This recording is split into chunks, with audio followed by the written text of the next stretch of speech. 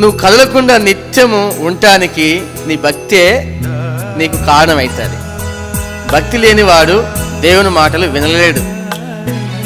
భక్తి లేనివారు దేవుని సన్నిధిలో నిలవలేరు.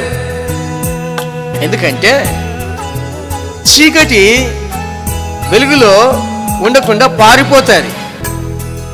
అలాగే భక్తి లేని మనిషి దేవుని సన్నిధిలో నిలవరు, వారు పారిపోతారు.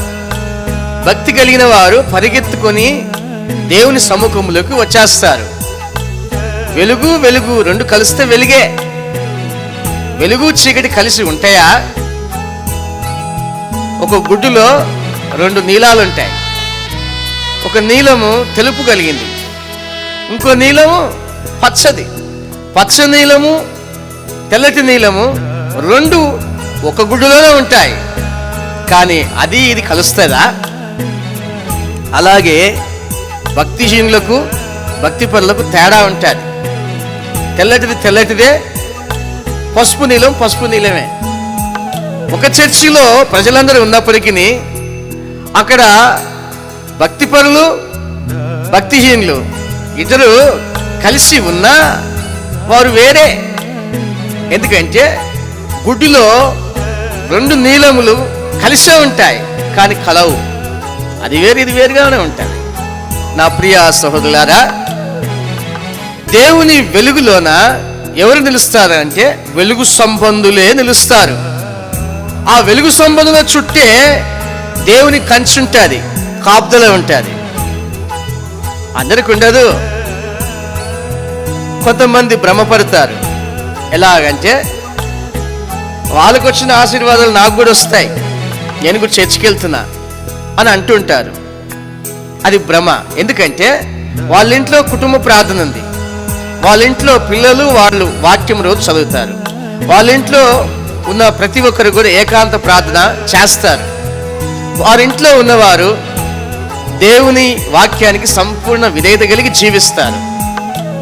వాక్యంలో ఏం చెప్పబడిందో ఆ చెప్పబడిన మాటకు లోబడతారు. అపవిత్రమైన పనులకు వెళ్ళరు, అపవిత్రమైన కార్యాలు చేయరు. ఎందుకంటే దేవునికి ఇష్టమైన పరిశుద్ధత. ఇవన్నీ కూడా వాక్యం ప్రకారం వారు వారి జీవితాన్ని పోల్చుకుంటారు. అందువల్ల వారు దీవెనకరంగా ఉంటారు. అయితే మిగతా వాళ్ళు దీవెనకరంగా లేకపోవడానికి ఆశపడడానికి కారణం ఏంటంటే వాళ్ళు చేసేవని చేయరు, కానీ వాళ్ళలాగే వీరు కూడా చర్చికి వెళ్తారు, చర్చిలో కూర్చుంటారు, ప్రార్థన అందరూ చేస్తారు, వీరు కూడా ప్రార్థనలో కూర్చుంటారు కానీ చేస్తారు, కానీ హృదయంలో నుంచి ఆ ప్రార్థన రాదు, పెదవుల నుంచి వస్తుంది. అందరితో పాటు వారు కూడా ఆరాధిస్తారు, పాటలు పాడతారు, కానీ అది హృదయంలో నుంచి పాడే పాట కాదు, హృదయంలో నుంచి స్తుతించే స్తుతి ఆరాధన కాదు. దేవుడు ఇవన్నీ కనిపెట్టి చూస్తుంటాడు.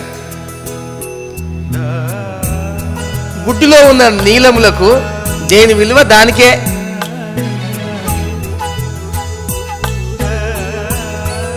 పాలు నీళ్లు కలిసే ఉంటాయి. పాలకుండ విలువ పాలకు, నీలకుండ విలువ నీళ్లకు ఉంటుంది. నీలకుండ విలువ పాలకీయలేము, పాలకుండ విలువ నీళ్ళకీయలేము.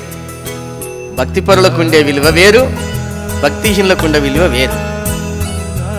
ఇది యెహోవా యందు భయభక్తులు కలిగిన వారు తెలుసుకోవాలి.